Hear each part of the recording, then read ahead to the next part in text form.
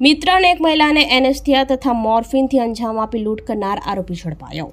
ગીર સોમનાથ જિલ્લાના વેરાવળમાં એક મહિલાના શંકાસ્પદ મોતના મામલે પોલીસ તપાસમાં એક અત્યંત ચોંકાવનારો અને ભયાનક ખુલાસો થયો છે। પોલીસે એક એવા સિરિયલ કિલરને ઝડપી પાડ્યો છે જે કોઈ ક્રાઇમ થ્રિલર ફિલ્મની જેમ ઠંડા કલેજે હત્યાઓને અંજામ આપતો હતો। વેરાવળમાં તાજેતરમાં એક મહિલાનું શંકાસ્પદ હાલતમાં મોત થયું હતું। પોલીસ જ્યારે કેસના મૂળ સુધી પહોંચી ત્યારે પગ નીચેથી જમીન સરકી જાય તેવી હકીકત સામે આવી। તપાસમાં ખુલ્યું છે કે ઝડપાયેલા આરોપી આ મહિલાને એનેસ્થિયાનો ઓવરડોઝ આપી મોતને ઘાટ ઉતારી હતી। 4 માસ પૂર્વે મિત્રની પણ હત્યા કરી હતી। પોલીસની પૂછપરછમાં આરોપીએ કબૂલ્યું કે આ તેની પહેલી હત્યા નહોતી। આજથી 4 મહિના પહેલા તેણે વિશ્વાસઘાત કરી પોતાના જ એક મિત્રને મોર્ફિનની ગોળીઓ ખવડાવી મોતની ઊંઘ સુવડાવી દીધો હતો। આ સિરિયલ કિલરનો મુખ્ય ઉદ્દેશ્ય માત્ર લૂંટ હતો। માનવતાને નેવે મૂકી તેણે માત્ર થોડા પૈસાની લાલચે આ બંને હત્યાઓને અંજામ આપ્યો હતો। મહિલાની હત્યા કર્યા બાદ તેણે મૃતકના ગળામાંથી સોનાની ચેન અને બુટ્ટીની લૂંટ ચલાવી હતી।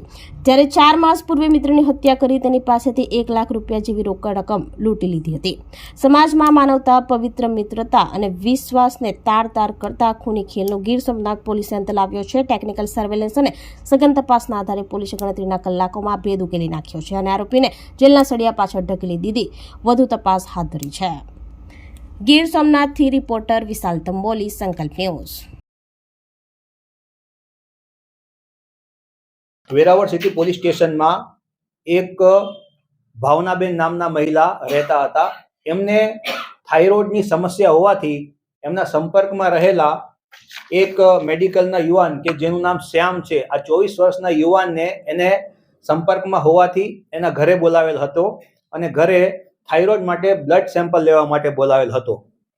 આ શ્યામ નામના છોકરાએ એ મહિલા ઘરે એકલા રહે છે એ જાણી એમના ઘરે ગયો।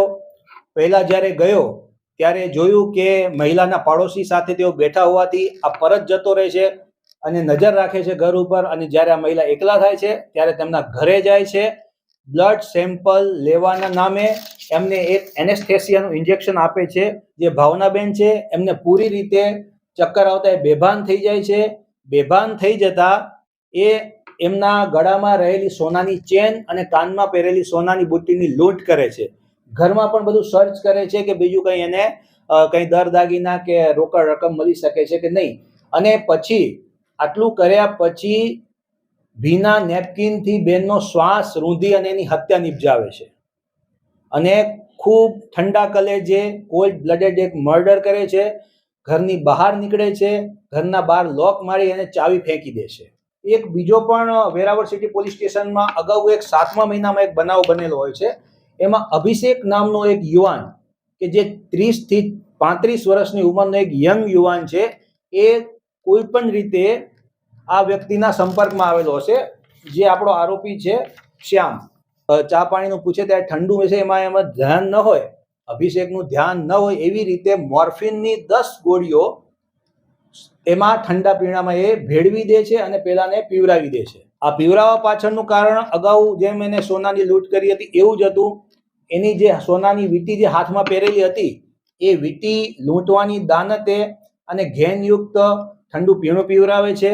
આ પરિસ્થિતિમાં જ્યારે શ્યામ જોવે છે કે અભિષેક બેભાન થઈ જાય છે તો ત્યારે ખોટું એને CPR આપવાનું અને એનો જીવ બચાવવાની અથવા એને હેલ્પફુલ થતો એવા બધા જ નાટક કરે છે।